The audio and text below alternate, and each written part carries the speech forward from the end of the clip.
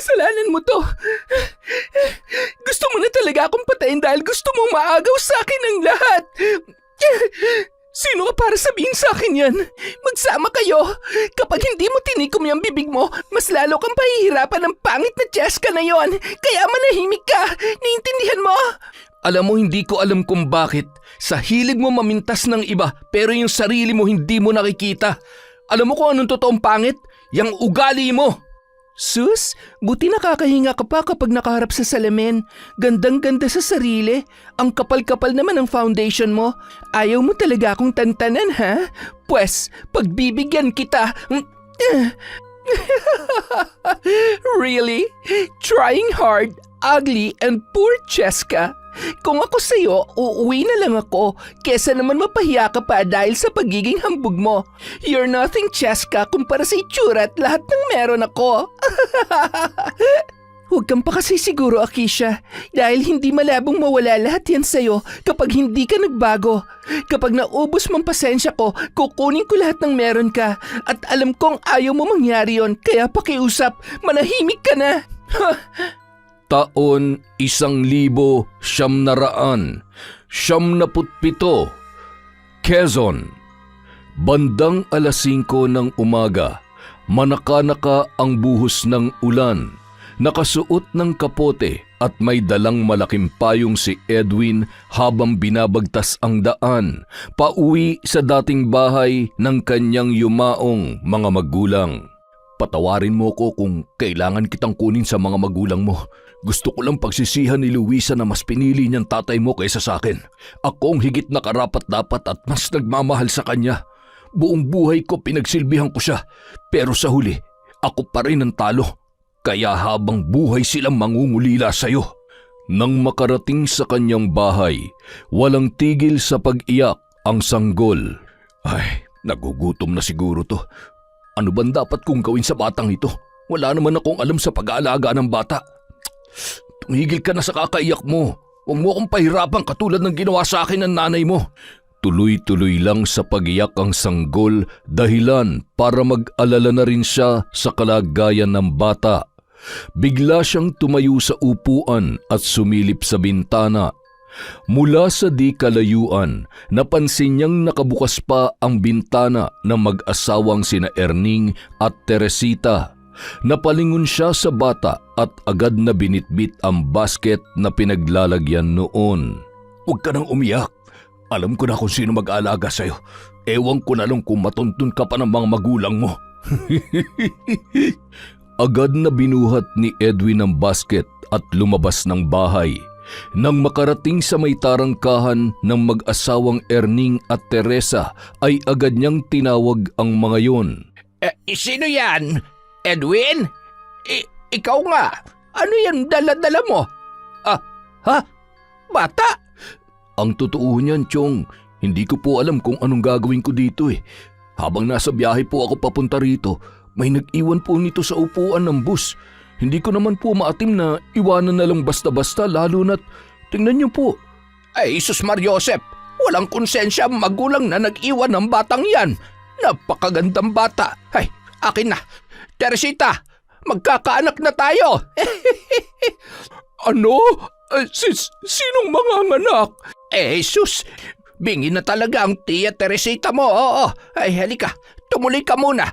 Oh, Edwin, ikaw pala. Anak mo? Aba, buti naman at nag-asawa ka na. Asan ang nanay nito? Hindi ko po yan, anak, Chang. Mahal, napulot niya lang daw ito sa bus na sinakyan niya pauwi dito. Sa lagay ay inabandona ng nanay niya. Kawawa naman tong batang ito. Tingnan mo, ay napakaganda. Ay, bakit naman dito mo naisipan dalhin yan? Matanda na kami, Edwin. Sa tingin mo ba'y makakaya pa namin mag-alaga ng sanggol? Ano ba namang alam ko ni minsan ay hindi ko naranasan magkaroon ng anak. Paano ko pa dededein yan? Paano ko pa tatahanin yan kapag umiyak? Ikaw, Erning, tutal mukhang aliw na aliw ka dyan. Kaya mo bang mag-alaga ng bata? Bakit naman hindi? Oo nga naman, Chang. Sige na ho. Huwag kayong mag-alala. Tutulong ho ako sa gastusin. Mag-aabot po ako tuwing sahod ko. Ay siya, May magagawa pa ba ako para namang wala akong puso kung tatanggihan ko ang batang yan?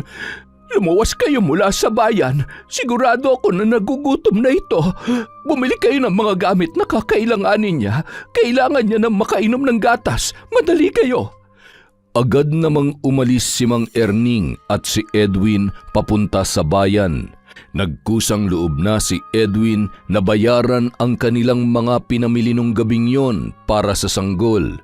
Pagkatapos mamili ay inabot niya kay Mang Erning ang lahat ng yon. Heto na ho ang lahat ng mga kailangan ng bata, Chong. Tsaka eto, 2,000 kung sakaling maubos ho yung gatas niya. Ay nako, salamat naman. Teka, aalis ka na ba? Uuwi na ho ako. May importante lang ho akong kailangan puntahan. Sige ho. Abay, sandali lang. Edwin, hoy, pambihira. Ano nangyari doon? Makauwi na nga rin lang. Nang makarating sa bahay si Mang Erning, ay agad namang hinanap ni Aling Teresita si Edwin. Saan daw ba siya pupunta at nagmamadali? Wala nga sinabi. Basta ang sabi niya lang, importante. Alam mo, ewan ko ba? Pero ibang mga ikinikilos ni Edwin. Hindi kaya anak niya talaga to? Baka iniwan sa kanya ng girlfriend niya. Ano sa tingin mo? Hindi imposible yan naisip mo. Ay, kinakabahan tuloy ako. Tama ba ang desisyon nating ito? Paano kung pagdating ng panahon ay bigla na lamang siyang bumalik at kunin sa atin tong bata kung kailan na pamahal na sa atin? Isa pa, kaya ba talaga nating maging mabuting magulang sa kanya? Anong ituturo ko sa kanya? Mambarang? Mahal naman. Alam mo, hulog ng langit ang batang ito sa atin. May dahilan kung bakit sa dinami-dami ng tao ay sa atin siya napunta. Hindi na balik kung sino magulang niya at kung sino talaga ang batang ito. Ang importante, hanggat nandito siya sa puder natin, ay aalagaan natin siya at mamahalin na parang tunay na nating anak. Tama ka, Erning. Sa wakas ay mararanasan na rin nating maging magulang. Susubukan kong maging isang mabuting ina. Kaya, ayan, padedeem mo na yung anak natin at inaantok na ako. Iidlip na muna ako at maya-maya ay ako naman ang mag-aalaga sa kanya. Makalipas ang ilang oras, ramdam na ni Mang Erning ang pagod at antok habang mahimbing namang natutulog ang bata, gayon din ang kanyang asawa. Mukhang nakikita ko ng mga susunod na gabi ng buhay ko . Ay, kahit kailan talaga oo. Naisahan na naman ako nitong misis ko. Mahal, gising. Ikaw naman tong magbantay dito sa anak natin. Inaantok na rin ako. Ay, Jesus Mariosep. Siya, mabuti pa pahigain muna kita. Huwag ka nang iiyak at ngalay na ang braso ko sa kakakarga sa'yo. Ayan. Nakahiga na nga rin. Ilang segundo lamang ang lumipas ay muli na namang pumalahaw ng iyak ang sanggol. Erning!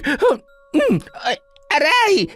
Mahal naman, masakit. Bakit ba? Bakit mo naman tinulugan niyang anak natin? Ito na nga bang sinasabi ko . Nangangas ka mag-ampon tapos hindi mo naman magawang bantayan ng maayos. Ay, para malaman mo, ilang segundo ko pa lamang na ipipikit at naipapahinga tong mga mata ko. Ikaw nga dyan, ang sarap-sarap ng tulog mo . Humihilig ka pa. Sige na, matulog ka na ulit at nakakahiya naman sa'yo. Hindi man naging madali para sa mag-asawa ang isang malaking pagbabago sa kanilang buhay. Ginawa nila ang kanilang makakaya upang maibigay ang pangangailangan ng bata at mapalaki nila yon ng maayos. Napalaki nila ng masayahin, masunurin, mabait at responsableng bata ang kanilang ampon na si Cheska. Sa paglipas ng panahon, tuluyan na nilang hindi magampanan ang kanilang tungkulin bilang mga magulang dahil sa kanilang edad. Habang nag-aaral ay nagtatrabaho rin ang dalaga. Hindi niya iniinda ang pagod at puyat, lalo na't kailangan niyang mabili ang mga gamot ng kanyang nanang at tatang. Apo, Hindi mo naman kailangang gawin ito. Alam namin ng nanang mo na nahihirapan ka sa sitwasyon mo. Hindi madaling pagsabayin ang pag-aaral at trabaho. Paano kung ikaw naman ang magkasakit sa ginagawa mo? Oo nga naman, Apo. Hayaan mo na kami rito ng tatang mo. Matatanda na kami. Hindi ko maaatim na nahihirapan ka ng dahil sa amin. Nanang, tatang, napapagod man ho ako pero hindi po yung dahilan para pabayaan ko kayo. Mahal na mahal ko po kayo. Wala akong hindi kayang gawin para lang masiguro na makakasama ko pa kayo ng matagal. Kaya huwag kayong mag-alala. Ako pa ba?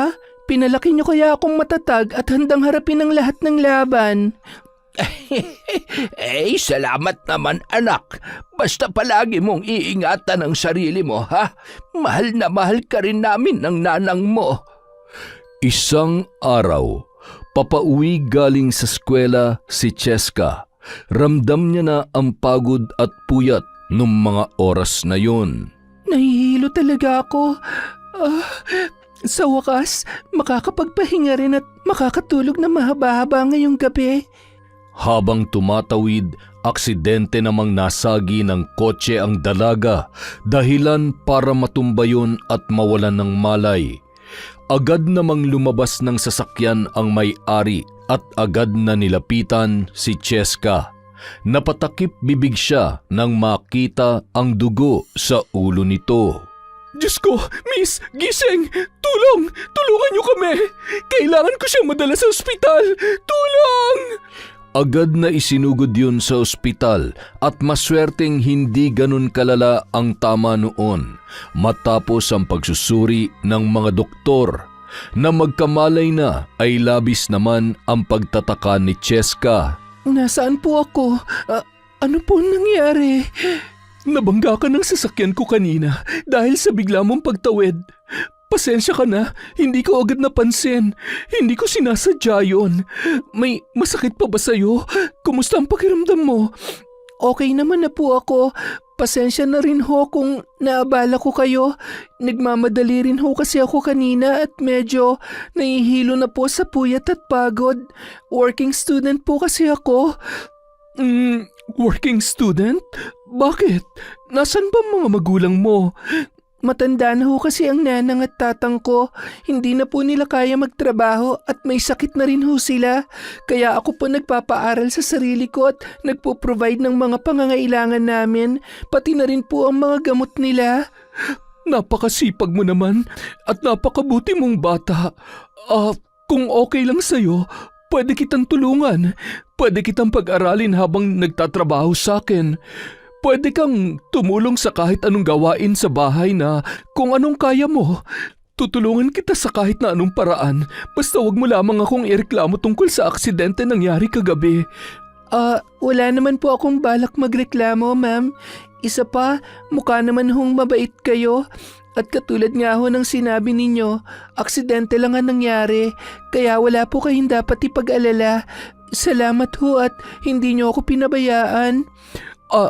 Salamat din, Iha. Sumama ka muna sa akin sa bahay kapag pwede ka nang lumabas, ha? Pag-usapan natin na maayos ang ino-offer ko sa'yo. Habang patuloy sa pag-uusap ang dalawa, hindi maiwasan na titigan ni Luisa ang muka ng dalaga. Pakiramdam niya ay matagal na silang magkakilala. Labis din ang pag-aalala niya sa kalagayan nito. Halos magkaedaran lamang kayo ng anak kong si Akisha. Siguradong magkakasundo kayo. May anak din po pala kayo. Ang swerte naman niya dahil kayo ang nanay niya. Napakabuti niyo po. Ay, sana lahat ng anak ay katulad mo. Hindi lahat nakikita ang halaga ng isang magulang, Iha. Kahit ibigay mo na ang lahat-lahat. Isang matipid na ngiti na lamang ang itinugon ni Cheska sa kanyang kausap. Batid niyang may malalim na dahilan ang sinabi noon at wala siya sa posisyon para mag-usisa. Kinaumagahan, nailabas na ng ospital ang dalaga. Bago siya isinama ni Luisa sa bahay nito, ay dumaan muna sila sa boarding house ng dalaga upang kunin ang ilan niyang gamot. Napagdesisyonan niya na ring subukan ang inaalok na tulong ni Luisa, gayon din ng asawa nitong si Fernan. Nako iha, wala kang dapat alalahanin. Kami lang mag-asawa at dalawa ring katulong ang nasa bahay. Sa ngayon kasi, abala sa pag-aaral si Akisha. Sa Maynila siya nag-aaral. Siya nga pala, bilang tulong namin sa'yo, hindi mo kailangan magtrabaho kung marami kang ginagawa sa school. Gawin mo lang kung anong kaya mong gawin at huwag kang mahihiya magsabi sa amin kapag may kailangan ka. Kapag natapos ka na dyan sa kursong kinukuha mo, pwede kitang ipasok ng trabaho sa kumpanyang pinagtatrabahuhan ko. Nakakahiya naman po sa inyo. Maraming salamat po. Isang malaking biyaya po na nakilala ko kayo sa kabila po ng nangyaring aksidente. Pangako po, hindi po kayo magsisisi. Naging mas magaan ang buhay para kay Cheska. Bagay na ikinatuwa naman ng kanyang nanang at tatang. Ngunit makalipas ang 3 buwan na pamamalagi sa bahay na mag-asawang Luisa at Fernan na maalam na rin ang kanyang nanang Teresita. Hindi naging madali para sa kanya na matanggap yon. Oh, Cheska, okay ka lang ba? Bakit ka umiiyak? Sorry po. Naaalala ko lang po si Nanang. Okay lang po ako, sir. Naiintindihan kita. Hayaan mo't pasasaan ba'y lilipas din yan lungkot na nararamdaman mo? Nalulungkot lang po ako na hindi man lang niya hinintay na makapagtapos muna ako. Hindi niya man lang naranasan na maayos na buhay na gusto kong iparanas sa kanila. Mahal na mahal ko po kasi ang nanang at tatang ko kahit hindi sila ang totoo kong mga magulang. Anong ibig mong sabihin? Ampun lang po ako at hindi ko rin po kilala kung sino ang totoo kong mga magulang. Pero okay lang po yon. Wala rin po akong balak alamin kung sino sila. Ang sabi po ni Nanang at Tatang, nakuha po ako sa isang bus ng tito ko tapos dinala po ako sa kanila. Kahit inabando na po ako ng totoo kong mga magulang, minahal at inalagaan naman po ako ni Nanang at ni Tatang. Dahil wala sa kung sino ang kadugo, kundi kung sino ang totoong nagmamalasakit sa'yo. Hindi kailangang kadugo para masabing anak. Kaya ikaw bilang parte na rin ng pamilyang ito, huwag mong iisipin na iba ka sa amin. Hindi na rin ako makapaghintay na magkita kayo ni Akisha. Maging siya'y gusto ka na rin makita at makilala. Isa pa, gusto niya na rin mag-transfer dito. Ang plano namin mag-asawa ay iisang school na lang kayo ng papasukan sa darating na pasukan. Kinabukasan, bandang 6:00 ng gabi, dumating si Akisha mula sa Maynila. Dahil bakasyon na at lilipat na ng school ay dinala niya na ang kanyang mga gamit. Nataon na wala pa noon ang mag-asawang Fernan at Luisa, kaya naman si Cheska ang sumalubong sa kanya pagkababa ng sasakyan. Ikaw ba si Cheska? Opo, ako nga po. Ang cheap ha? The way manamit at... walang ka-taste-taste sa katawan. Yan bang sinasabi nilang matalino? Mukhang aang-aang naman. Pakidala na lang ang mga gamit ko sa room ko. Pakiingatan na lang ha. Mamahalin na mga yan. Ay, siya nga pala. Sina Mami at Daddy. Papauwi na raw po sila. Medyo na traffic lang.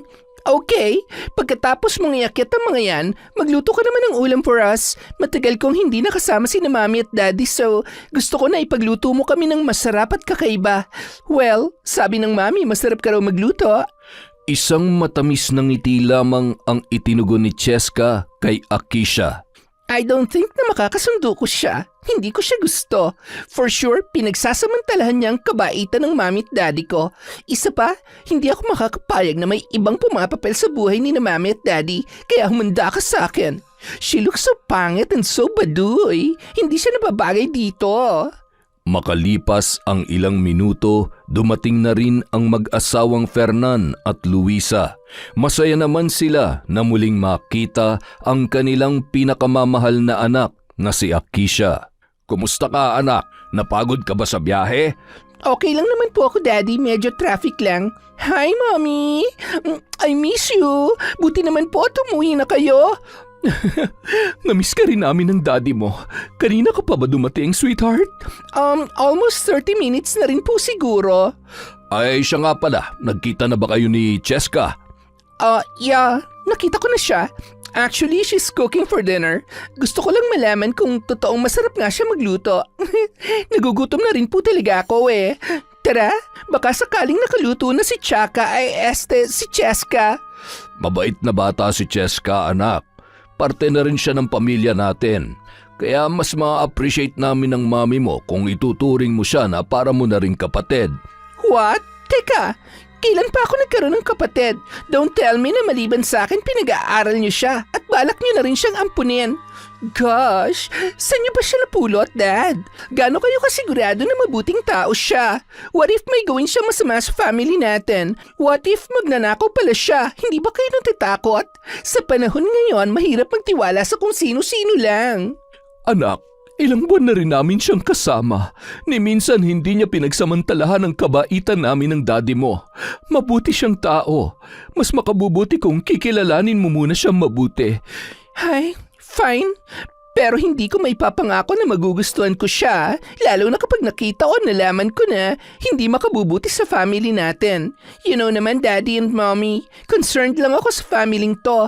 Marami mga tao na tinutulungan na nga nagagawa pa rin nilang saktan yung taong tumulong sa kanila. Nangyayari siya at hindi imposible na mangyari sa atin kung hindi tayo magiging maingat sa taong wini-welcome natin dito sa bahay. Nagkatinginan na lamang ang mag-asawa at iniba ang usapan.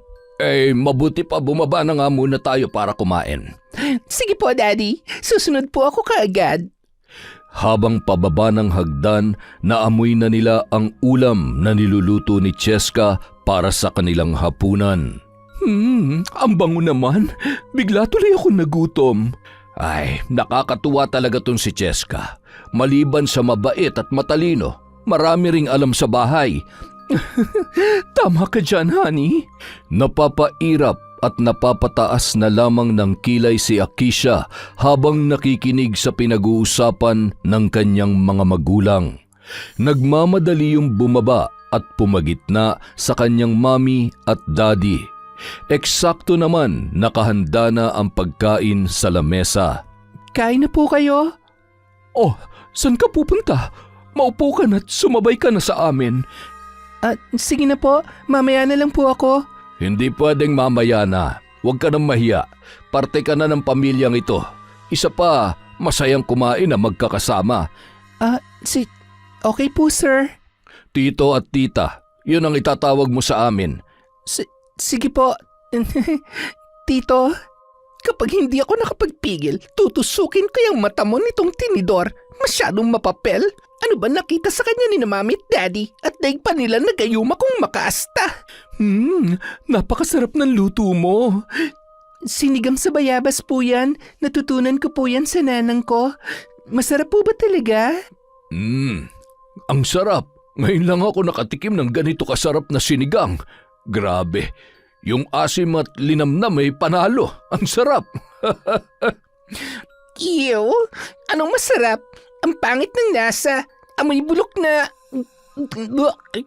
Sorry, pero busog pa pala ako. Sana next time before you cook, magtanong ka man lang muna kung anong gusto ko. So cheap, bayabas. Akisha, anong ugali yan ha? Kararating mo lang nag-uumpisa ka na naman. Why?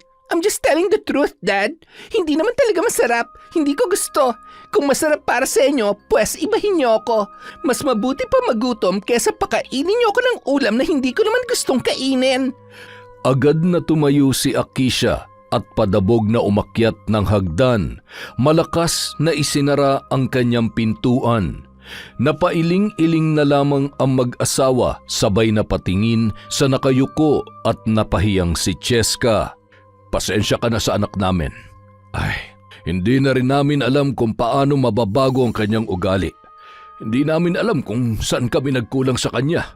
Kung alam niya lang ang totoo, ay nako, siguradong hindi siya magkakaganyan. Pasensya na po. Tama naman po si Mama Kisha. Dapat nagtanong po muna ako. Hindi ka dapat mag-sorry, Iha. Masarap yung luto mo. Huwag mo na lamang intindihin yung si Akisha. Mukhang tinotopak na naman. Hayaan mo't kakausapin ko mamaya. Huwag na po, baka lalo lang po siyang magalit.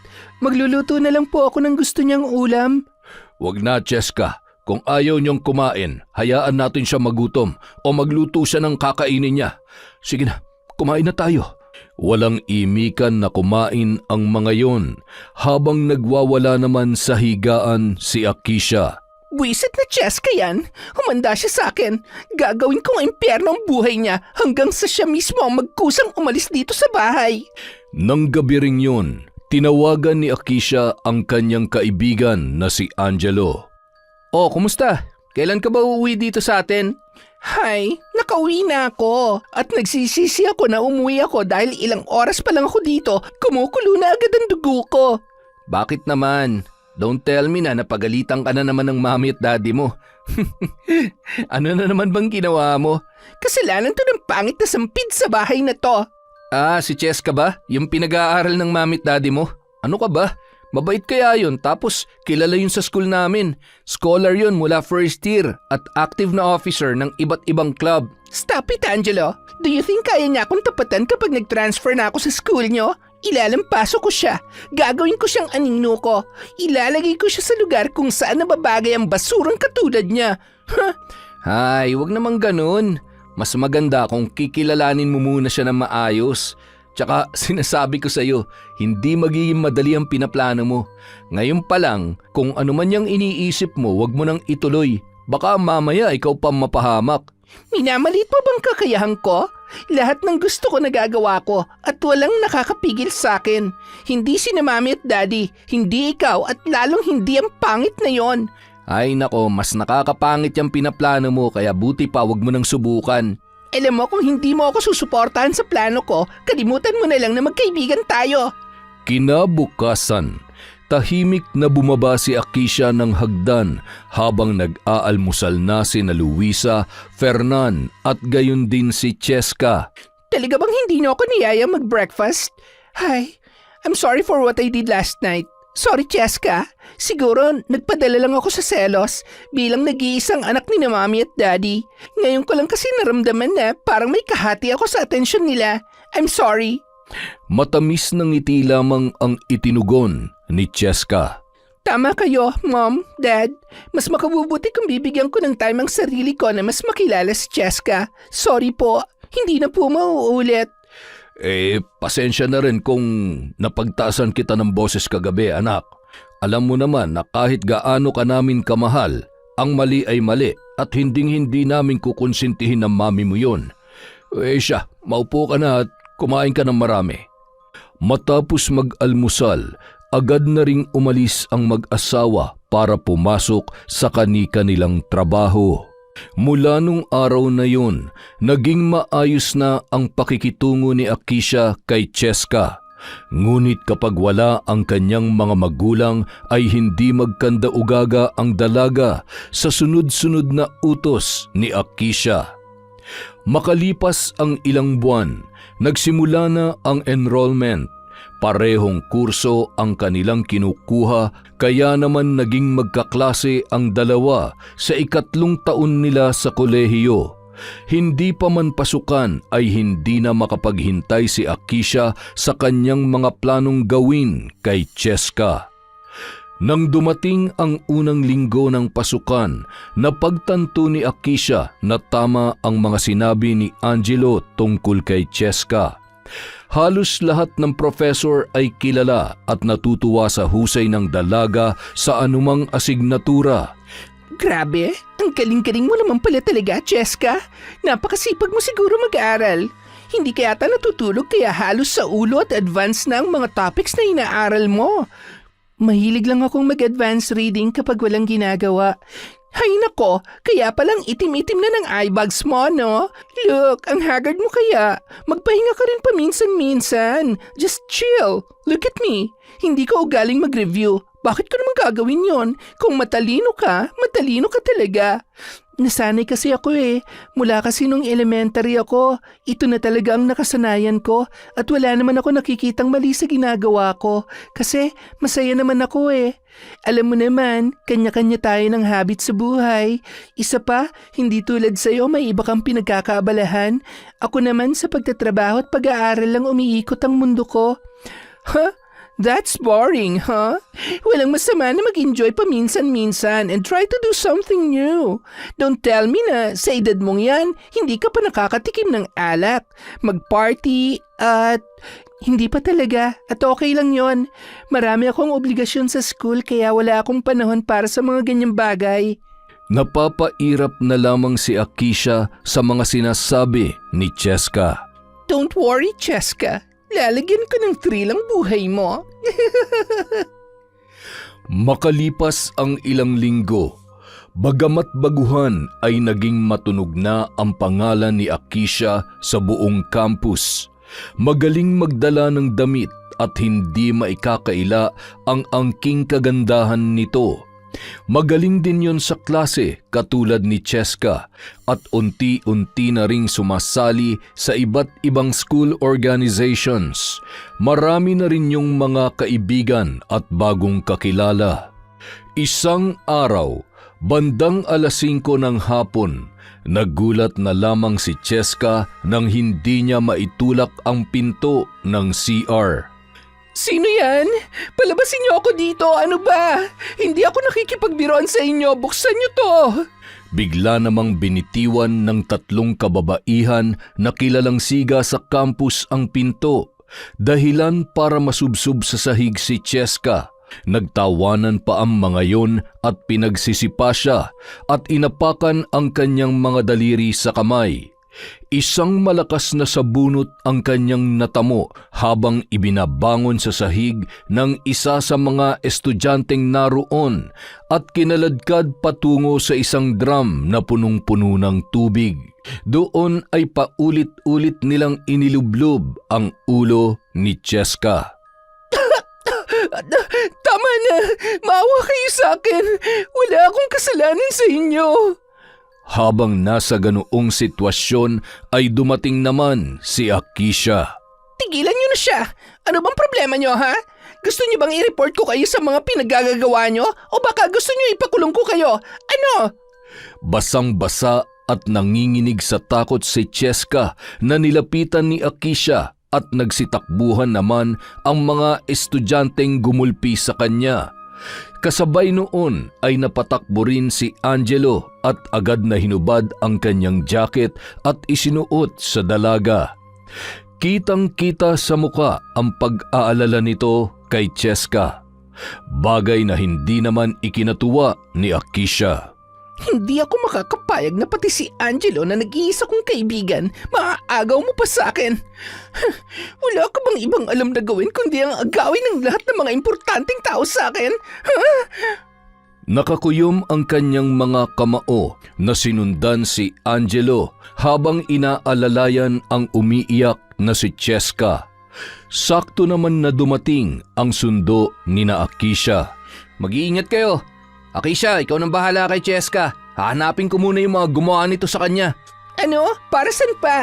Ano naman ang mapapala... Angelo! Walang lingon-lingon na naglakad paalis ang binata. Nang makalayo ay tsaka lamang nilingon ni Angelo ang noon ay nakatanaw sa kanya na si Akisha bago tuluyang pumasok sa sasakyan. Sana lang wala kang kinalaman sa nangyaring ito. Huwag kang mag-alala. Siguro naman titigilan ka na nila. Ano ba kasing ginawa mo? Bakit ka nila pinag-iinitan? Wala naman akong ginawa sa kanila at lalong wala naman akong nakakaaway. Ngayon lang nangyari sa akin to. Baka naman hindi mo namamalayan na may mga tao ka na palang nasasagasaan. Manong pakibilisan mo nga. Kailangan na magamot agad ang sugat ni Cheska. Nang makarating sa bahay, labis naman ang pag-aalala ng mag-asawa na sina Fernan at Luisa. Kailangan managot ng sino mang may gawa nito sa'yo. Baka naman napagkamalan lang siya. Ako na pong bahalang kumausap sa mga yon. Sisiguruhin ko na hindi na mauulit to. Nung sumunod na araw, habang naglalakad si Akisha ay may bigla na lamang humawak sa kanyang braso. Oh, Angelo, bakit? Pwede ba tayo mag-usap tungkol sa nangyari kahapon? Ano naman ang dapat natin pag-usapan? Tsaka, huwag kang OA. Mas affected ka pa kesa kay Cheska. Akisha, hindi tama yung ginagawa mo. Alam ko na ang totoo. Ikaw ang may pakana ng lahat. Talaga bang kailangan mo pang bayaran ng mga yun para lang masaktan si Cheska? What the? Hindi ko alam yung sinasabi mo, ha? At kung sakali man, ano naman sa'yo? May dahilan ako kung bakit ko yun gagawin. Kaya wag na wag ka makikialam kung ayaw mo makalimutan ko na magkaibigan tayo. Bakit? Anong gagawin mo? Ipapabugbog mo rin ako katulad ng ginawa mo sa kanya? Hindi na kita kilala, Akisha. Akala ko maldita ka lang pero saksakan pala talaga ng sama ng ugali mo. Oo na, ako na masama. Hindi mo kasi ako naiintindihan eh. Pinoprotektahan ko lang kung anong meron ako. At sana rin naiintindihan mo dahil pinoprotektahan ko lang din si Cheska. Hindi niya deserve ang pagpapahirap mo sa kanya. Pinaglalaroan mo yung tao. Kung ayaw mo sa kanya, sabihin mo.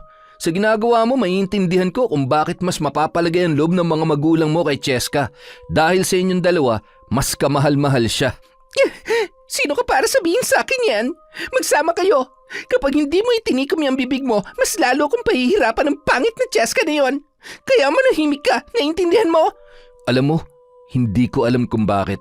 Sa hilig mong mamintas ng ibang tao, yung sarili mo hindi mo makita. Alam mo kung anong totoong pangit? Yang ugali mo. Binalibag ni Akisha ang hawak niyang notebook at tumama yon sa likod ni Angelo. Pinulot naman yon ng binata at masamang tinitigan si Akisha bago ibinalibag yon sa basurahan. Dahilan para lalong manggalaiti sa galit ang dalaga. Dahil sa mga nangyari, lalo lamang nadagdagan ang galit ni Akisha. Pinakalma niya ang kanyang sarili bago pumasok sa kanilang classroom. Nadatnan niyang abala sa pagre-review si Cheska, sabay na pangisi nang makita ang mga pasa noon sa braso. Buti nga sa'yo. Epal ka kasi. Mamaya ka sa akin. Ewan ko na lang kung may mukha ka pang iharap sa buong school. Sorry ka na lang, Cheska. Agad na ring nagsimula ang kanilang exam.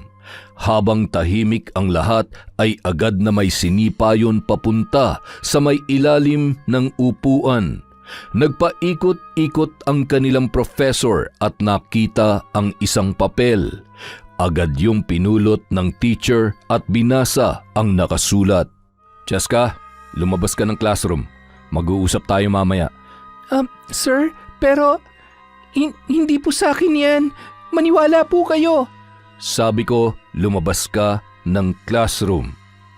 Nanlilisik ang mga mata ng professor dahil sa galit nung mga oras na yun. Ang lakas ng loob niya mag-cheat sa klase ko. Hindi ko palalampasin to. Kaya kayong lahat, hindi bali ng hindi kayo perfect. At least hindi kayo cheater. All this time, nakaka-perfect pala siya dahil sa pangungodi ko. Excuse me sir, baka naman po nagsasabi siya ng totoo. Pwedeng ibang gumawa nun para siyang mapagalitan. Hindi kita kinakausap. Maupo ka, tapusin mo na yan. Buti nga sa'yo. Isa ka rin eh. Masyado kang pakialamero. Matapos ang exam, nilapitan ni Akisha si Cheska na noon ay umiiyak sa sobrang inis. Are you okay? Bakit ba naman kasi? At sa tingin mo, sa akin talaga yon? Nakita mo naman kung gaano ako nagpapakapuyat para lang paghanda ng exam natin. Ni minsan hindi sumagi sa isip ko na mag-cheat. Kaya kung sino man na may gawa nun, aalamin ko yon. Kailangan kong malinis ang pangalan ko. Hindi naman natin masisisi si Sir. You know naman, may nakitang ebidensya kaya paano mo naman malulusutan yon? O siya, good luck sa conference mo with our dean. Mauna na ako. Message mo na lang ulit si Manong kung magpapasundo ka. Tumango na lamang si Cheska bilang tugon. Sa noon ay agad nang tumalikod na si Akisha at masayang masaya sa pagbaba ng hagdan. Ilang sandali lamang tumungo na sa dean's office si Cheska at nadatnan niya roon ang kanyang professor. Naging maayos naman ang pag-uusap lalo na nang mapatunayan ni Cheska na hindi sa kanyang sulat yon. May ilang kaklase rin yon na pumunta para magpatunay na katabi lamang at hindi nila nakitang may hawak na ibang papel ang dalaga maliban sa kanyang test paper. Well, kung talagang hindi yun sa'yo, bibigyan kita ng another set of exam at sa harap ko mismo, sasagutan mo yon. Naintindihan mo? Yes sir, wala pong problema. Maraming salamat po sir. Nang makalabas si Cheska sa Office of the Dean, naghihintay sa kanya si Angelo na tila ba may malalim na iniisip. Angelo, anong ginagawa mo rito? Hinihintay ka. Gusto rin sana kitang makausap eh. Ay, don't tell me na may issue ka rin sa akin. Wala akong kasalanan sa'yo ah. Ang totoo, ako may kasalanan sa'yo. Dapat nun pa lang sinabi ko na sa'yo eh. Nun pa lang, dapat binalaan na kita. Ay, di ko lubos maisip na magagawa niya to sa'yo eh. Teka, sino bang tinutukoy mo? Si Akisha. Mag-iingat ka sa kanya. Malaki ang kinikimkim na galit at inggit sa'yo nun. Matagal na siya nagbabanta noon pero hindi ko inisip na gagawin talaga niya. Iba ko magalit si Akisha. Wala siyang pakialam kung may masasaktan siya. Basta makuha niya lang at magawa kung anong gusto niya. Napaluha na lamang sa galit si Cheska dahil sa kanyang narinig. Naalala niya ang unang araw ng pagkikita nila at kung paano siya trinato noon. Salamat, Angelo. Sapat na sa akin na alam ko na ang totoo. Hindi ko pala alampasin ang ginawa niya sa aking to. Wala siyang karapatan saktan at ipahiya ako ng ganito. Wala akong kasalanan sa kanya. Ay, hindi ko na naman napigilan ang sarili ko. Tsaka, deserve naman niyang malaman ng totoo eh. Sa kabilang banda, Akisha, bakit hindi mo kasabay umuwi si Cheska? Gabi na, wala pa rin siya. May conference pa kasi yon, Daddy. Ano kasi nahuli siyang nag-cheat ng professor namin. Hindi ko nga rin alam kung bakit niya ginawa yon. All this time, akala ng lahat matalino siya pero ang totoo, isa pala siyang cheater. Ay, sobrang nakakahiya yon. Sigurado ka ba dyan, anak? Todo review yon. Hanggang madaling araw. Imposible naman yata yan. Maybe that's her way para di halata na nag-cheat siya. Sige na po, Mami, Daddy. I have to rest din muna. Hindi na nagpasundo pa si Cheska. Sumakay na lamang yon ng tricycle pa uwi at nang makarating ay agad niyang hinanap si Akisha. Sakto naman sanang pababa ng hagdan ang dalaga kaya naman nagkasalubong na ang kanilang paningin. Oh, nandito ka na pala. Kumusta? Anong sabi ni Sir? Suspended ka ba? Nalinis ka ng pangalan ko at wala naman dapat akong linisin kung wala lang sanang masamang loob na wala nang ibang ginawa kundi ang ipahamak ako. Ang laki ng inggit sa katawan at nakakaawa dahil napakadesperado naman para gawin yun sa akin. Anong sinabi mo? Desperado? Oh, bakit parang masyado kang guilty? Tinamaan ka ba? Dahil ikaw may pakana ng lahat. Ano pang pinaplano mo, ha? Ano?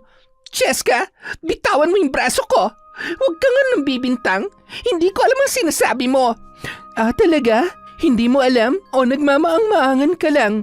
Sabi nang wala akong alam eh. Bakit bang kulit mo? Nang marinig ng mag-asawa ang pagtatalo ng dalawa ay napatakbo yun at nang makita ni Akisha na paparating na ang kanyang mami at daddy, nagpatihulog yun sa hagdan. Napahawak naman sa bibig si Cheska na gulat sa ginawa ni Akisha. Mami, Daddy, ang sakit! Tulong! Ang sama-sama mo, Cheska! Ang sama mo! Diyos ko, Akisha! Fernan, dalhin natin siya sa ospital. Hindi kita tinulak. Maniwala po kayo, hindi ko siya... Hindi naman siguro siya mahuhulog kung hindi mo itinulak. Bakit ba kasi kayo nag-aaway? Mag-uusap tayo. Kailangan lang muna namin dalhin sa ospital ang anak namin. Hindi ko alam kung mapapatawad kita kung sakaling... Ay. Napaupo na lamang sa hagdan si Cheska at pinagsusuntok yon dahil sa galit na kanyang nararamdaman. Wala akong kasalanan. Hindi ko siya tinulak. Napakasama mo, Akisha. Hindi ko na kayang tiisin pa ang ginagawa mo sa akin. Mas mabuti pang umalis na lang ako dito. Nang gabing yun, nagligpit na ng gamit si Cheska at nag-iwan na lamang ng sulat para sa mag-asawa. Kinaumagahan, agad naman nakita yon ni Akisha sabay pinunit at itinapon sa basurahan. Pilay ang kanang paa ng dalaga na noon ay hindi pa makalakad ng maayos. At talagang lalayas ka na lang, nagdidrama at nagpapaawa ka pa. Kahit anong mangyari, ako pa rin ang pipiliin ng mami at daddy ko dahil sampid ka lang at ako ang kanilang anak. Nalungkot naman ang mag-asawa sa pag-alis ni Cheska. Hindi kaya nagkamali tayo na hinusgahan natin agad si Cheska? Paano kung nagsasabi nga siya ng totoo na hindi niya sinasadya or hindi niya naman talaga tinulak si Akisha?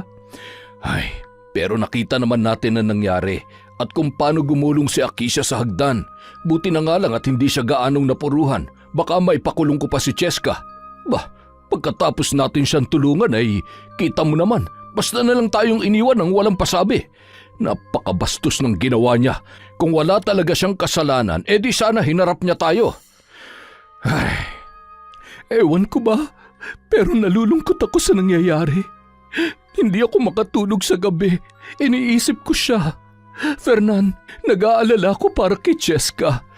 Ay, mas makabubuti nang ibuhos na lang natin lahat kay Akisha.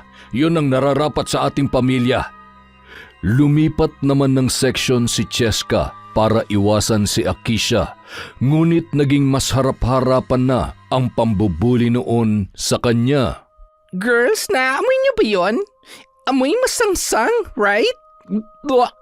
Tara, lumipat nga tayo. Oh, lumayo-layo kayo at baka makahaway ang masangsang na ugali nyo, lalo ka na, Akisha.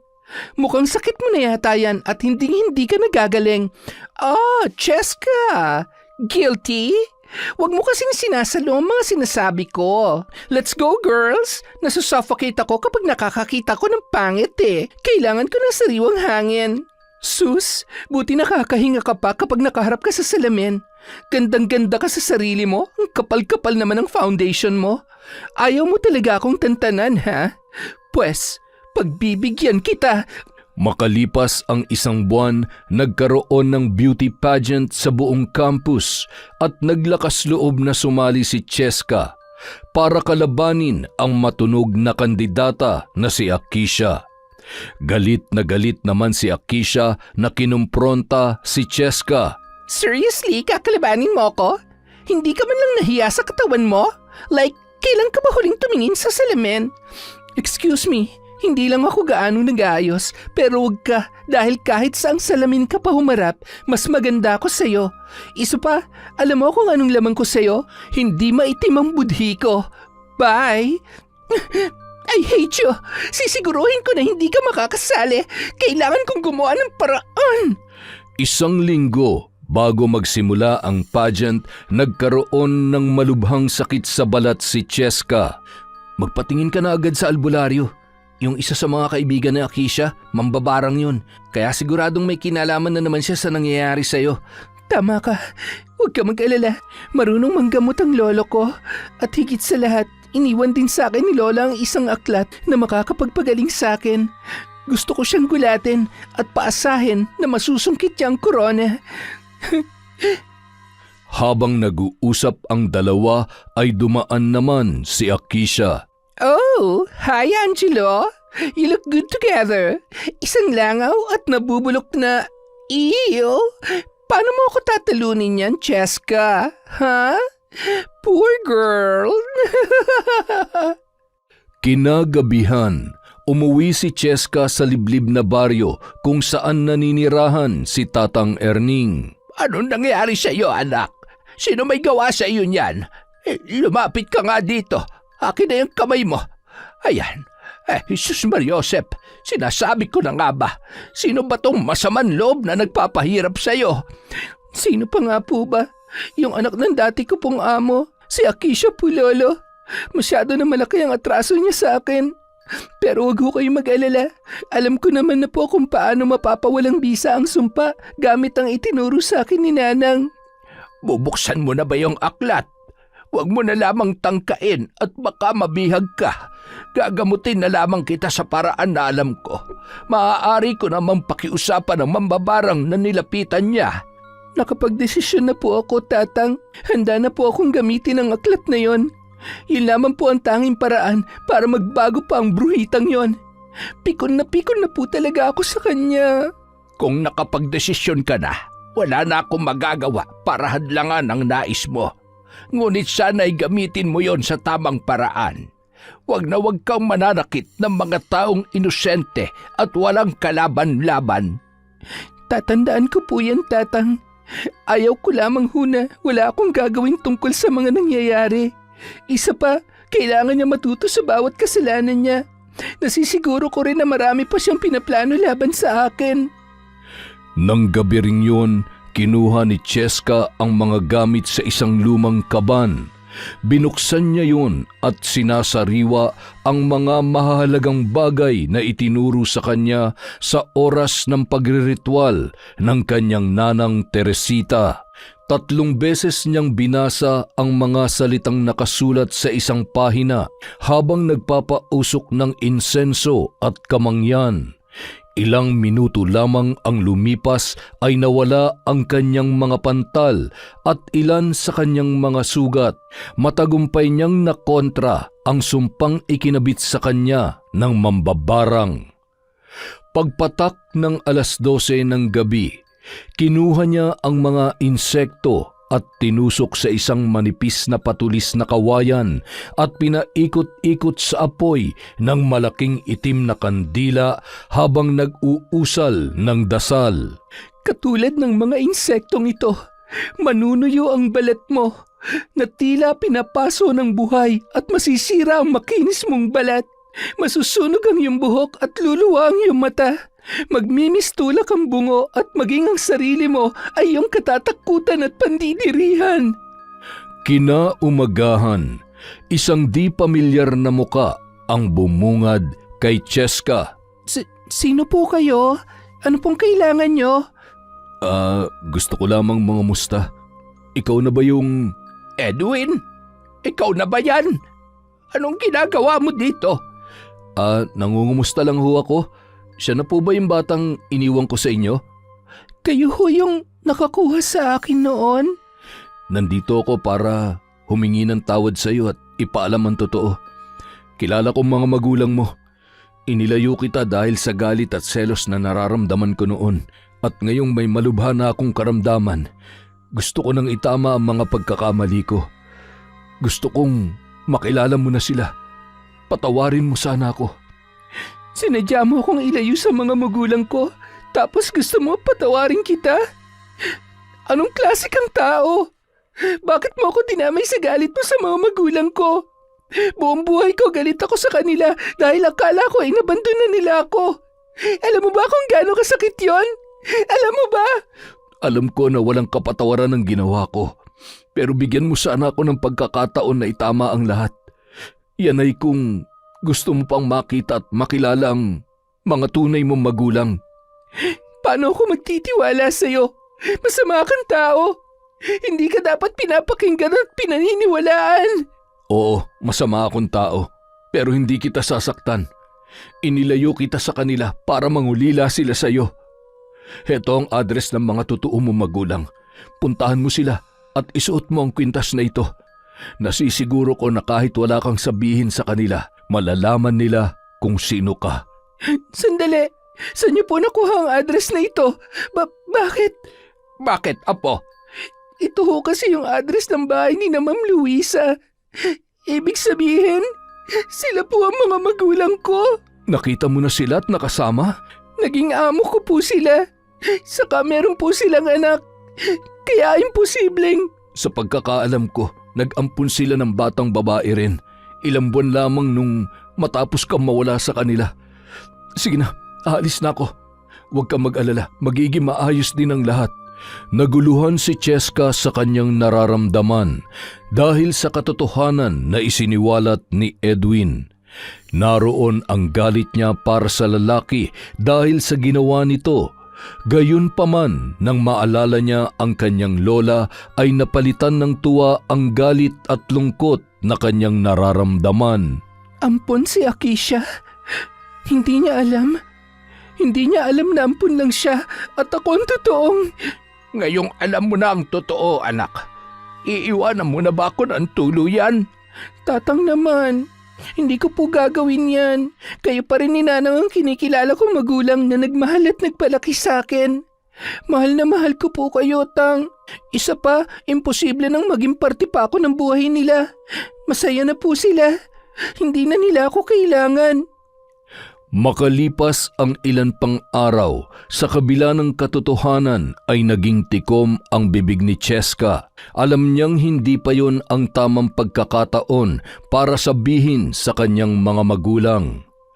Labis na ikinagulat ni Akisha na magkasalubong sila ni Cheska dahil wala man lamang bakas ng peklat sa muka at braso noon. Kung wala kang magandang sasabihin, huwag ka nalang magsalita. I-reserve mong energy mo mamaya sa pagrampat sa Q&A dahil ilalampaso kita. Really? Trying hard, ugly, and poor Cheska? Kung ako sa'yo, uuwi na lang ako. Kesa naman mapahiya ka pa dahil sa pagiging hambog mo. You're nothing, Cheska, kumpara sa itsura at lahat ng meron ako. Huwag kang pakasisiguro, Akisha, dahil hindi malabong mawala ang lahat ng yan sa'yo kapag hindi ka nagbago. Kapag naubos mo ang pasensya ko, kukunin ko lahat ng meron ka at alam kong ayaw mo mangyari yon, kaya pakiusap. Manahimik ka na lang. Nang gabing yun, mula umpisa hanggang matapos ang pageant ay walang ibang isinisigaw ang mga manonood, kundi ang pangalan ni Cheska. Hindi siya nabigong masungkit ang korona. Galit naman na susugod sana si Akisha na hindi man lamang nakapasok sa finalists dahil nakaramdam siya ng labis na init ng katawan na parang napapaso. Hanggang sa napatakbo na lamang ang dalaga mula sa stage at humihiyaw dahil sa sakit. Yan ang premyo mo, Akisha. Sana pag nalampasan mo yan, magbago ka na. Dahil kung hindi, mapipilitan akong gumamit ng mas matindi pang sumpa na puputol sa sungay mo. Nakita niya kung paano nag-alala sina Luisa at Fernan para sa kanilang anak at agad na umalis nung mga sandaling yun pauwi sa kanilang bahay. Umuwi si Akishang luhaan at hindi man lamang mapatahan ng mag-asawa. Aray ko! Mom! Hindi ko na kayang init at hapdi ng katawan ko! Ang kati ng mukha ko! At anong mga to? Bakit ang dami kong butlig sa mukha? Mommy, Daddy! Ano nangyayari sa akin? Maybe... Oh no! Hindi kaya gumanti sa akin si Cheska at pinabarang niya rin ako? Kaya ba gumaling siyang bigla dahil... No! Hindi pwede! Mapapatay ko siya! Anong sabi mo? Ipinabarang mo si Cheska? Ano? Dad, kasi... Alam mo bang mali ang ginagawa mo? Ano ka ba naman? Tingnan mo, sa iyo bumabalik ang lahat ng ginagawa mo sa kanya. Nakausap namin si Angelo at sinabi niya sa amin ang iba pang ginawa mo kay Cheska. Anak, bakit ka ba ganyan? San ba kami nagkulang sa iyo? Binigay namin ang lahat at itinuring ka naming tunay na anak. Tapos, Anong ibig niyo sabihin? Hindi niyo ako totoong anak? Kaya ba hindi ko maramdaman na mahal niyo talaga ako dahil ampun ako? Ayoko na sa inyo! Pare-pareho lang kayo! Ibaba niyo ako! Stop the car! minahal ka namin at ibinigay namin ang lahat sa iyo. Paano mo nasasabing hindi ka namin mahal? Mahal na mahal ka namin ng mami mo. Hindi ka namin kadugo pero anak ka pa rin namin. Hindi niyo mabibilog ang utak ko! Hindi ako tanga! Mula ngayon, kalimutan niyo lang may anak kayo! Yan ba talaga ang gusto mo, Akisha? Oo! Akala niyo ba hindi ako mabubuhay na wala kayo? Kaya ko! Hahanapin kong totoo kong magulang at hindi na ako manlilimos ng totoong pagmamahal sa inyo! Ayoko na sa inyo, mga sinungaling! Bigla niyang binuksan ang pinto at padabog na isinara. Fernan naman, paano kung may masamang mangyari sa kanya?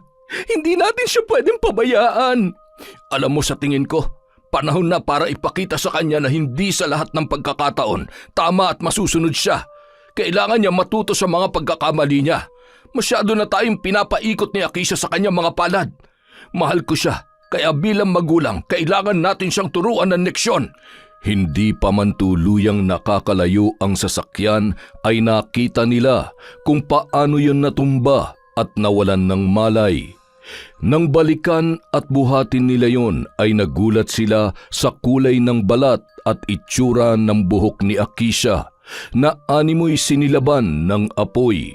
Nangulubot ang kanyang balat at nakakatakot ang itsura ng kanyang muka, lalo na ang mga nakausling mga mata. Akisha, anak, anong nangyayari sa'yo? Kailangan natin makausap si Cheska. Kung siya man na may gawa nito, marahil masyado na malaki ang atraso ng anak natin sa kanya. Sa ilang buwan na nakasama natin siya, alam ko na may mabuti pa rin siyang puso. Pwede natin siyang pakiusapan ng maayos. Dinala muna nila si Akisha sa isang albularyo. Maaaring nabalikan siya ng sumpa o maaari ding sinadya ito. Huwag kayong mag-alala. Susubukan kong mabigyan ng lunas ang anak ninyo sa pamamagitan ng pakikipagkasundo. Ilang minuto rin ang inabot ng pagriritual. Tumutulo ang pawis at tila ba nang hihina ang matandang albularyo matapos makipagtuos sa mambabarang. Mabagsik man ang kanyang kapangyarihan, nananatiling busilak ang kanyang puso. Ang hangarin niya lamang ay magbago at magsisi si Akisha sa kanyang mga nagawang pagkakamali. May isang malaking misteryo sa pagkatao ng mambabarang. Isang katotohanan ang mabubuksan na hindi ninyo inaasahan. Kailangan ninyong ihanda ang inyong mga sarili, lalong-lalo na ang dalagang ito.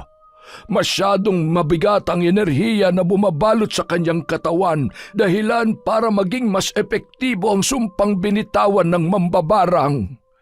Sa kabilang banda, Muntik na ako dun eh. Okay lang kaya si Akisha? Teka, bakit ba ako naaawa sa kanya? Kung siyang nasa sitwasyon ko, baka nga napatay niya pa talaga ako. Kailangan ko rin makabawi. Ilang gabi mo rin akong pinahirapan. nung gabi ring yon, isinama na lamang ng mag-asawa ang albularyo sa kanilang bahay. Hindi pa rin kasi nagkakamalay noon si Akisha. Nais nilang maging handa anumang oras, kaya naman nakiusap sila na bantayan at siguruhing ligtas ang kanilang anak.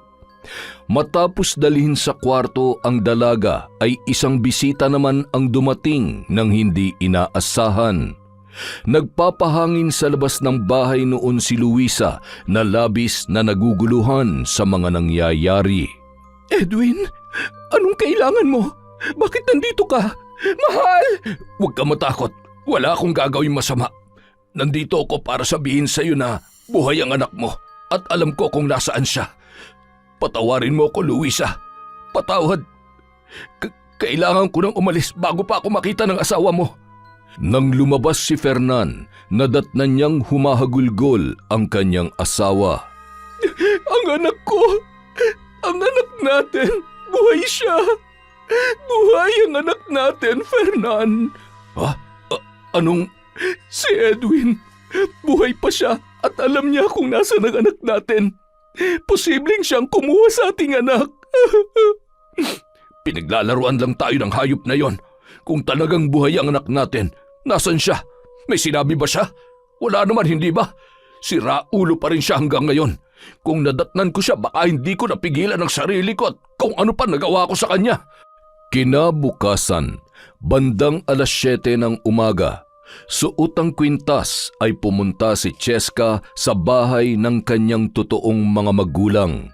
Napasenyas naman ng krus ang albularyo nang naglalakad papalapit ang dalaga. Nagkatinginan ang mag-asawa nang makita ang suot na kwintas ni Cheska. Sabay na paluha ang mga yon. Hindi ko na po siguro kailangang ipaliwanag ang sarili ko kung bakit ako nandito ngayon. Isa pa, gusto ko pong masagot lahat ng mga katanungan ninyo. Gusto ko rin pong makita at makausap si Akisha para matapos na ho ang lahat ng ito. Maawa ka na sa kalagayan niya. Huwag mo na siyang pahirapan pa. Husto na yon. Hindi ka ba nakukonsensya? Wala ho akong planong pumatay. Alam niyo naman ho siguro yon bilang isang albularyo. Huwag kayong mag-alala. Mayroon lang akong malaking sorpresa para sa kanya.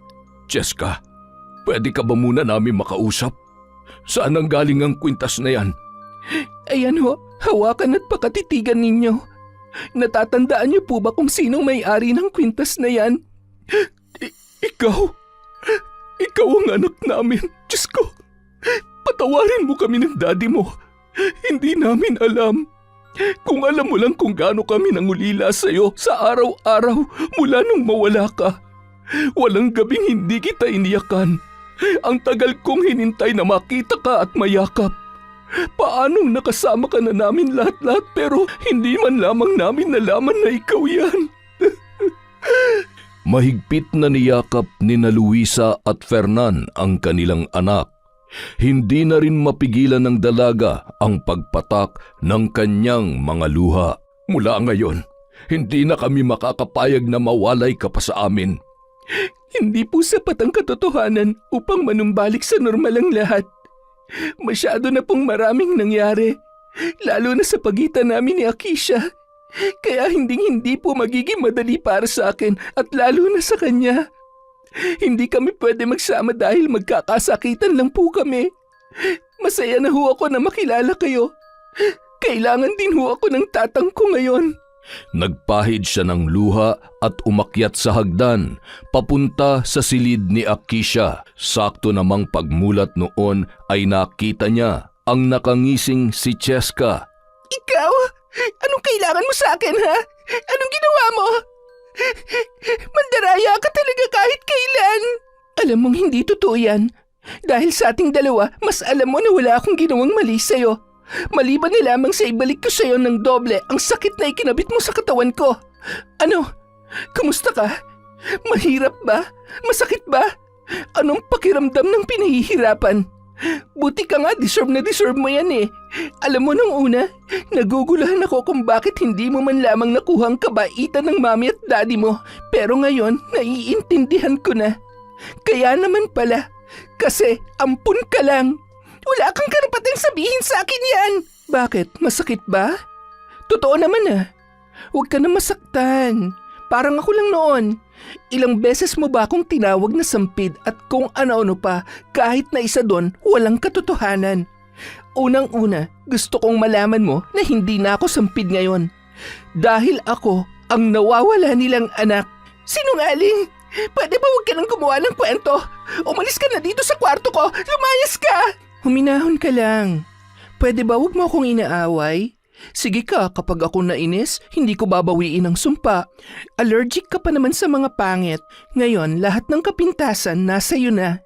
Total pintasera ka sa lahat ng oras at pagkakataon. Tingnan mo ang sarili mo. Yan, ganyan na ganyan kumilos ang karma. Akisha, Cheska, mga anak, tama na yan. Huwag niyo namang hayaang masira ang pamilya natin. Hindi kayo dapat nag-aaway. Tinawag mo rin siyang anak? Mami, ano to? Pinaglalaruan niyo ba ako? Tama ang sinabi niya. Siya ang nawawala naming anak. No! Mas gusto ko pang mamatay kesa maging kapatid ang babaeng yan. Can't you see? Mababarang siya. Sinungaling siya. Gusto niya lang magkasira-sira tayo bilang pamilya. Gusto niya lang palitan ako sa buhay niyo at hindi ako makakapayag na mangyari yon. Sa tingin mo gusto kita maging kapatid? Walang makakagusto sa'yo maliban kay mami at kay daddy dahil mahal ka na nila. Kahit hindi ka nila kadugo, anak na ang turing nila sa'yo. I know. At ako lang ang anak nila. Ako lang ang mamahalin nila. Yan ang problema sa'yo eh. Masyado kang maramot. Masyado kang makasarili.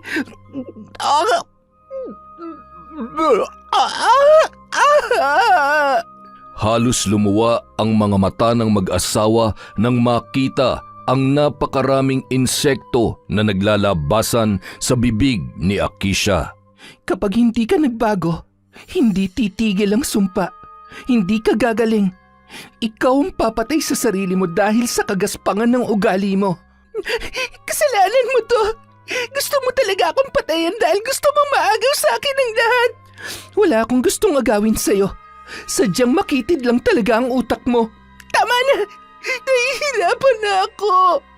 Tigilan mo na ako, parang awa mo na. Magbabago na ako.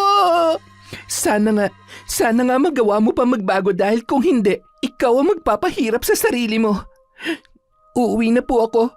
Cheska, huwag ka nang umalis anak. Pakiusap. Alam kong hindi madali para sa iyo pero ikaw ang mas nakakaintindi sa kapatid mo.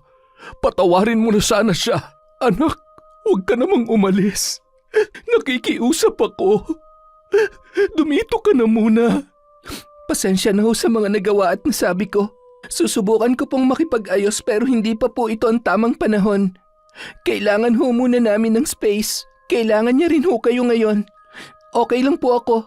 Tsaka na lang po ako babalik kapag handa na rin po siya makipag-usap sa akin.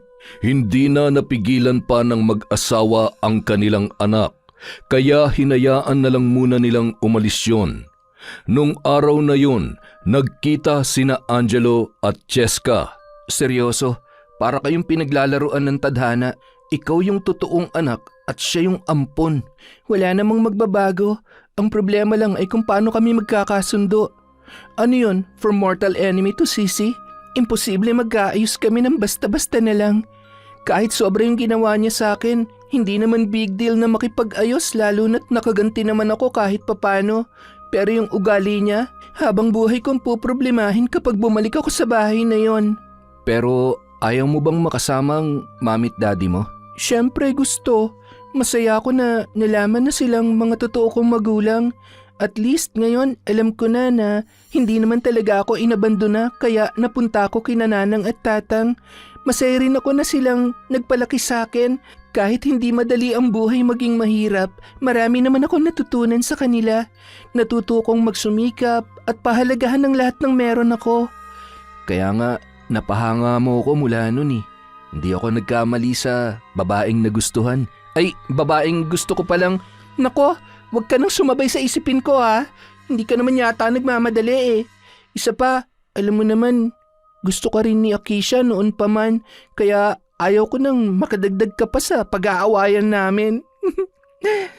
Ay, hanggang kailan ka ba mag-a-adjust para kay Akisha? Hindi ko alam. Bahala na. Pero kung hindi siya magbabago, yun ang nakakatakot. Hanggat hindi siya nagsisisi at nagbabago, pwede siya mapahamak dahil sa ginawa ko. Binarang ko siya at hindi ko alam kung paano mapapawalang bisa ang sumpa ko sa kanya. Kaya pagbabago lang ang tunay na magpapagaling sa kanya. Malaking problema nga yan. Sa dami ng mga nagawa ni Akisha nun, lahat yun puro kasamaan. Kaya parang imposible na siya magbago. Lalo na kung yun naman talaga siya.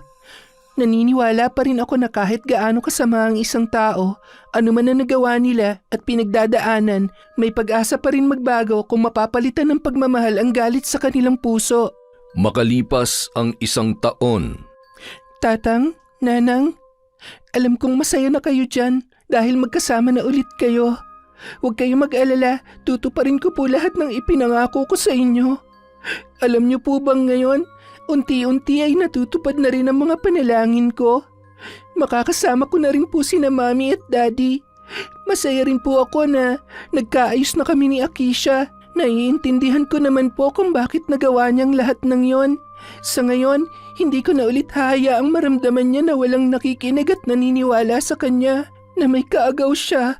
Dahil buong buo kong ipaparamdam sa kanya na mahal ko siya at nandito lang ako para sa kanya. Na magkakampi kami at hindi magkalaban. Siya nga po pala, malapit na po ang graduation namin. Alam ko na proud po kayo sa akin. Sayang lang at hindi ko na kayo maisasama sa pag-akyat sa stage pero pangako, hindi ko kayo makakalimutan. Mahal na mahal ko po kayo. Sana nagustuhan niyo tong bagong bahay ninyo. Mas maganda at mas malawak po ito. Cheska! Oh, nasundan mo na naman ako? Paano mo nalaman na nandito ako? Stalker ka talaga. Stalker ka dyan. Sinabi sa akin ni Akisha na nandito ka raw. Galing ako doon kanina. Taray nung manliligaw ng kapatid mo ha. Mukhang mabait. Kayanin niya kaya kapag tinutopak si Akisha? Oo naman. Mabait na yon hoy, hindi na yun topakin. Hindi na siya laging galit sa mundo. Siyempre, maliban sa mahal na mahal namin siya, inspired din siya kay Tristan. Eh ikaw, kumusta ka naman? Di ka pa rin ba talaga naaawa sa akin? Nakananteteng naman oh. Hanggang dito sa sementeryo, sinundan na kita para makapagpaalam ako sa nanang at tatang mo. Sorry naman kung naiinip ka na. Nakalimutan ko nga palang sabihin sa'yo na tayo na. Ano? Tayo na? Mahal mo na rin ako? Teka, baka naman pinagtitripan mo lang ako. Walang bawian yan. Opo, tsaka pareho lang din naman. Lahat kasi iniisip na tayo na dahil wala ka nang ginawa kundi sundan na lang ako ng sundan kahit saan ako pumunta. Pasensya ka na ha. Sabi ko naman sa'yo na hindi kita titigilan hanggat hindi nagiging tayo eh. At ngayong sinagot mo na ako, hinding-hindi ka na makakawala pa sa akin. Sus, tingnan ko lang kung magloloko ka pa. Alam mo naman kapag nagalit ako. Naalala mo ba yung ginawa ko dati kay Akisha? Ganun ang gagawin ko sa'yo kapag pinasakit mo ang ulo ko, niloko at sinaktan. Ay, tapon mo na nga yun. Di naman ako magloloko eh. Ayoko nga. Mas mabuti na yung nakakasiguro, yung may magagamit kung sakali. Tara na, may dinner kami ngayon. Sumama ka na rin. Kaya lang, kailangan mo muna akong tulungan magluto. Oo ba? Magluluto lang pala eh. Marunong naman akong maggayat ng sibuyas at magpitpit ng bawang. Hay nako, baka naman sobrang mapagod ka sa gagawin mong yan ha. Pasensya ka na ha. Wala talaga akong talent sa pagluluto eh. Hindi ako marunong magtimpla. Teka, first day pa lang natin, parang na-turn off ka na. Okay lang yan, para bukas, mag-move on na agad tayo. Huwag ka naman magbiro ng ganyan. Ano ka ba, pikon? Pero pwede naman nating tutuhanin kung gusto mo. Hindi mo naman ako siniseryoso eh. Siguro hindi mo talaga ako mahal. Nakukulitan ka lang. Ay, ang daming sinasabi. Tara na. Ha? Nananaginip ba ako? Kurutin mo nga ako. Aray, sabi ko kurot, bakit mo ako sinampal? Halika na. Nang makarating sa bahay, agad na nagluto si Cheska at tumulong na rin si Akisha habang nagkukwentuhan ang boyfriend ni Akisha na si Tristan at si Angelo. Tingnan mo yung dalawang yon. Imbis na tulungan tayo, nawili na sa pagkukwentuhan. Hayaan na lang natin sila. Pareho lang naman silang walang alam sa kusina eh. Mabuti na lang talaga tinuruan mo ako. Thank you, Cheska. Hanggang ngayon parang hindi pa rin ako makapaniwala na okay na tayo. Siguro, kung hindi tayo nagkaayos, hindi matatapos ang kastresan ni Mommy at Daddy sa atin. Sinabi mo pa, kaya masayang-masaya na ako sa kung ano tayo ngayon. Pero nakakamiss rin makipagbangayan sa'yo, ha? Yung walang kamatayan na pamimintas mo sa akin at syempre, gaganti rin ako sa'yo. Aba, hindi naman ako makakapayag na maapakan mo ang kagandahan ko. Nagpatuloy sa pagkukwentuhan ang magkapatid at maya-maya pa dumating na ang kanilang mga magulang. Daddy, Mami, Mano po? Oh, kailan pa ako nagkaroon ng anak na lalaki? At Daddy, sinagot na po kasi ako ni Cheska kaya hindi magtatagal magiging daddy ko na rin kayo. Sino nagsabi na papayag ako na ikaw ang maging boyfriend o maging asawa ng Cheska ko? Ayaw niyo po ba sa akin? Ikaw naman, hindi ka na mabiro. Huwag ka mag-alala, Angelo. Ako nang bahalang kumausap dyan sa Tito Fernan mo. Daddy Fernan po, Mami. Mami, Daddy, kain na po tayo. Kami po ang nagluto, kaya siguradong mapaparami ang kain ninyo. Ay, kahit ano pa man na nakahain sa mesa, basta kakain tayo na magkakasama. Sigurado, madali akong mabubusog. Sus, pwede ba naman yon? Kapag ganyan kabango na aamoy ko, paano hindi tayo matatakam at lalong magugutom? Yon! Isang masayang pamilya ang hatid ng kwentong Enteng. At dahil dyan, meron na naman po tayong shout out. Happy Monday nga po pala sa inyong lahat. Simulan natin kay Bernadette Senon. Hello din po kay Christina Macaso from Nueva Ecija. Hi kay Mami Riza. Kay Marivic Sante. Uy. Hi po kay Ana Mariel Linab. Shout out kay Ana Liza Diga from Consolacion Alvarez. Hi kay Kyle Sabiniano. Hello po kay Chloe Abalos. Hi kay Ray Buendia, Jenny May, Billy Ray from Lucy Buendia. Shout out po kay Sean Shonea, kay Sid, kay Seb at Polly Tagle from Cesar de Jesus. Hi kay Shauma TV, kay Arcel Castro from Hong Kong. Shout out kay Edgardo Fontanilla, kay Kimberly S. Saicon, kay Febe Ranyada, kay Rose Da Bakel. Shout out kay Elizabeth Dungka, kay Aina Babaw, kay Rochelle Peliano, kay Cataleja Soto, hello kay Lady Dam, kay Elsie Pasasadaba, hi kay Rose Bella Rosero, kay Ronaldine Villagracia, shout out kay Nazarene Faye Correa, sa Narciso family from Arman of Malaysia.